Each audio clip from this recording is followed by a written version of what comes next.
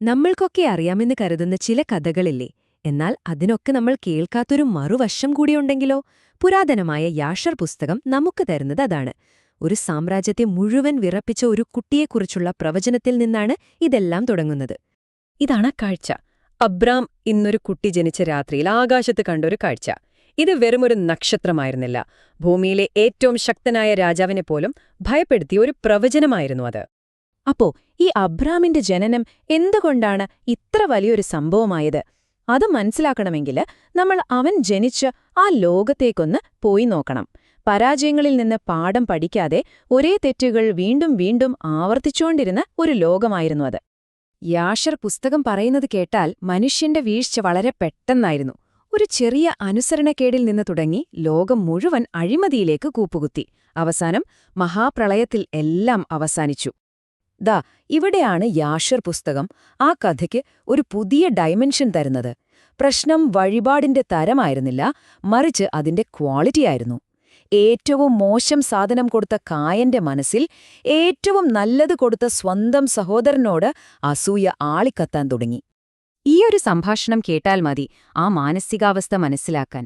ആദ്യത്തെ കൊലപാതകം ചെയ്യുന്നതിന് തൊട്ടുമുമ്പ് ദൈവിക നീതി എന്ന ആശയത്തെ തന്നെ കായൻ എങ്ങനെയാണ് വെല്ലുവിളിച്ചത് എന്ന് യാഷർ പുസ്തകം നമുക്ക് കാണിച്ചു തരുന്നു. അപ്പോ പ്രളയം കഴിഞ്ഞു, മനുഷ്യരാശിക്ക് എല്ലാം ഒന്നിൽ നിന്ന് തുടങ്ങാൻ ഒരവസരം കൂടി കിട്ടി. പക്ഷേ ചരിത്രം വീണ്ടും ആവർത്തിക്കുകയായിരുന്നു. ലോകത്തെ വീണ്ടും വഴിതെറ്റിക്കാൻ വേണ്ടി ശക്തനായ ഒരു പുതിയ ഭരണാധികാരി വരുന്നു. ഈ നിമ്രോദ് എന്ന് പറയുന്നത് വെറുമൊരു രാജാവായിരുന്നില്ല. അക്കാലത്ത് ഏതാണ്ടൊരു സൂപ്പർ ഹ്യൂമൻ പവറൊക്കെയുള്ള ഒരാളായിരുന്നു. ലോകം മുഴുവൻ ഒരു കുടക്കീഴിൽ കൊണ്ടുവന്ന ആദ്യത്തെ ഭരണാധികാരി. ഒന്നാലോചിച്ചു നോക്കൂ, ഒരൊറ്റ രാജാവ്, എല്ലാവരും സംസാരിക്കുന്നത് ഒരേ ഭാഷ, എല്ലാവർക്കും കൂടി ഒരൊറ്റ ലക്ഷ്യം. അതും എന്തൊരു ലക്ഷ്യം? സ്വർഗത്തോളം എത്തുന്ന ഒരു ഗോപുരം പണിയുക.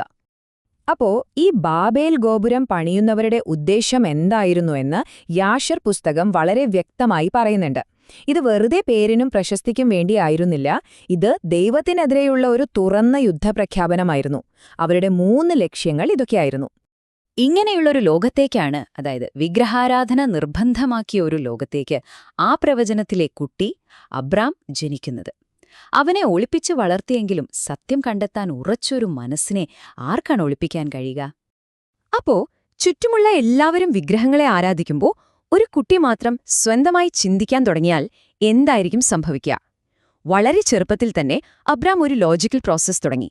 ഈ പ്രപഞ്ചവും ദൈവവും എന്താണെന്ന് മനസ്സിലാക്കാൻ. ആദ്യം അവൻ സൂര്യനെ കണ്ടു. ഏറ്റവും ശക്തമായതത് തന്നെ. അവൻ പ്രഖ്യാപിച്ചു, ഇതാണ് ദൈവം. പക്ഷെ വൈകുന്നേരമായപ്പോൾ സൂര്യൻ അസ്തമിച്ചു. അതിന്റെ ശക്തിക്കൊരു പരിധിയുണ്ടെന്ന് അവന് മനസ്സിലായി. പിന്നെ അവൻ രാത്രിയിൽ ചന്ദ്രനെയും നക്ഷത്രങ്ങളെയും കണ്ടു. അവൻ വിചാരിച്ചു, തീർച്ചയായും ഇതാണ് ദൈവം. പക്ഷെ രാവിലെ സൂര്യൻ ഉദിച്ചപ്പോ അവയൊക്കെ മാഞ്ഞുപോയി. അപ്പോഴാണ് അബ്രാമിന് ആ വലിയ സത്യം മനസ്സിലായത്. ഇതൊന്നും ദൈവങ്ങളല്ല, ഇതെല്ലാം അദൃശ്യനായ ആ യഥാർത്ഥ ദൈവത്തിന്റെ വെറും സേവകൾ മാത്രമാണ്. ഈ ചിന്തകളുടെയൊക്കെ അവസാനം യാശ്രിയിലെ തന്നെ ഏറ്റവും നാടകീയമായൊരു രംഗമാണ്. സ്വന്തം അച്ഛന്റെ വിഗ്രഹങ്ങളൊക്കെ ഒരു കോടാലിയെടുത്ത് തകർത്ത ശേഷം അബ്രാം പറയുന്നൊരു മറുപടിയുണ്ട്. ആ മരക്കഷ്ണങ്ങൾക്കും കല്ലുകൾക്കും ഒരു ശക്തിയുമില്ലെന്ന് കാണിക്കാൻ നല്ല മൂർച്ചയുള്ള ഒരു പരിഹാസമായിരുന്നു അത്. അപ്പോ സ്വന്തം അച്ഛന്റെ വിഗ്രഹങ്ങളെ തകർത്തപ്പോ അബ്രാം ശരിക്കും നിമ്രോദ് രാജാവിന്റെ ദേശീയ മതത്തെയാണ് ചോദ്യം ചെയ്തത്. അതുകൊണ്ടുതന്നെ ആ ഒരു ഏറ്റുമുട്ടല് അതുറപ്പായിരുന്നു. 9 ലക്ഷം. അതായിരുന്നു അബ്രാമിന്റെ വധശിക്ഷ കാണാൻ വേണ്ടി അവിടെ തടിച്ചുകൂടിയ ആളുകളുടെ എണ്ണം. തന്നെ എതിർക്കുന്ന ഏതൊരാൾക്കും ഇതൊരു പാഠമായിരിക്കണമെന്ന് നിമ്രോദ് തീരുമാനിച്ചുറപ്പിച്ചിരുന്നു. ഇവിടെ ശരിക്കും ഇൻട്രസ്റ്റിംഗ് ആയ ഒരു കാര്യം അബ്രാമിന്റെ സഹോദരൻ ഹാരന്റെ കഥയാണ്. അവൻ ഒരു തീരുമാനമെടുത്തില്ല. അബ്രാം ജയിക്കുമോ അതോ രാജാവ് ജയിക്കുമോ എന്ന് നോക്കിയിരിക്കുകയായിരുന്നു. ആ ഒരു സംശയത്തിന്റെ പേരിൽ അവനെയും അബ്രാമിന്റെ കൂടെ തീയിലേക്കെറിഞ്ഞു. പക്ഷേ ഒരാൾ മാത്രമേ അതിൽ നിന്ന് ജീവനോടെ പുറത്തു വന്നുള്ളൂ. അവിടെ നടന്നതാരും പ്രതീക്ഷിക്കാത്ത കാര്യമായിരുന്നു. അബ്രാമിന്റെ അതിജീവനം എല്ലാവരുടെയും കൺമുന്നിൽ ഒരു യാഥാർത്ഥ്യമായി. അവസാനം വിഗ്രഹാരാധന നടപ്പിലാക്കാൻ നടന്ന നിമ്രോദ് രാജാവിന് പോലും അബ്രാമിന്റെ ദൈവമാണ് യഥാർത്ഥ ശക്തിയെന്ന് സമ്മതിക്കേണ്ടി വന്നു. അപ്പോ ഫലമെന്തായിരുന്നു? ഒരു സമ്പൂർണമായ വഴിത്തിരിവ്. അബ്രാം ജീവനോടെ പുറത്തുവന്നു. അതും ഒറ്റയ്ക്കല്ല, ഒരുപാട് അനുയായികളോടൊപ്പം. നിമ്രോദിന്റെ അധികാരം ഉറപ്പിക്കാൻ നടത്തിയ ആ പരസ്യവിചാരണ അവസാനം അവന്റെ അധികാരം തന്നെ ഇല്ലാതാക്കി. അപ്പോ ഒന്ന് ആലോചിച്ചു നോക്കൂ, തീയിൽ നിന്ന് പോലും രക്ഷപ്പെട്ട ഒരു മനുഷ്യൻ അടുത്തതായി എന്തായിരിക്കും പടുത്തുയർത്തുക? വിശ്വാസത്തിന്റെ ആ ഒരൊറ്റ പ്രവൃത്തി ഒരു മനുഷ്യനെ രക്ഷിക്കുക മാത്രമല്ല ചെയ്തത്, ഇരുട്ടിലാണ്ടുപോയ ഒരു ലോകത്ത് അതൊരു പുതിയ വെളിച്ചം കൊളുത്തി. വരാനിരിക്കുന്ന എല്ലാത്തിനും അതൊരു തുടക്കമായി.